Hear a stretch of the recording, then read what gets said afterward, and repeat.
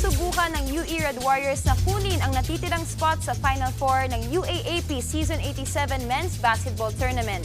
Pero di rin daw basta-basta magpapatalo ang pasok na sa semis sa UP Fighting Maroons. Live mula sa PhilOil Eco Oil Center, nasa frontline ng balitang yan si Ian Suyu. Ian, sino na ang lamang?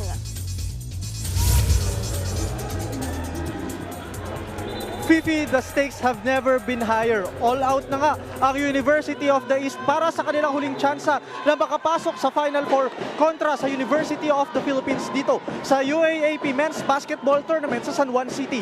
Yun nga lang, tila nagiging mailap na ang tsansang yan dahil kasalukuyang labang ang UP 74-63 with 33 seconds remaining ngayong fourth quarter.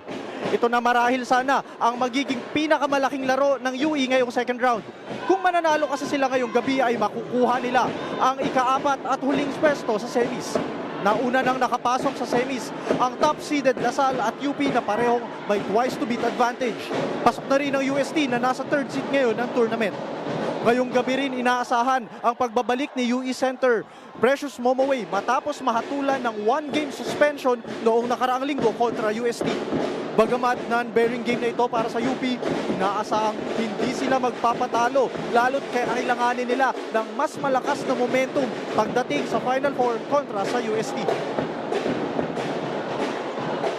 Fifi, kung sakali nga na hindi na magwawagi ang UE sa laro ngayon dahil lamang pa rin ang UP, ang tanging tsansa na lamang nila ay asahan na matalo ang Adamson sa susunod na laro pagdating ng Sabado kontra sa Ateneo Blue Eagles.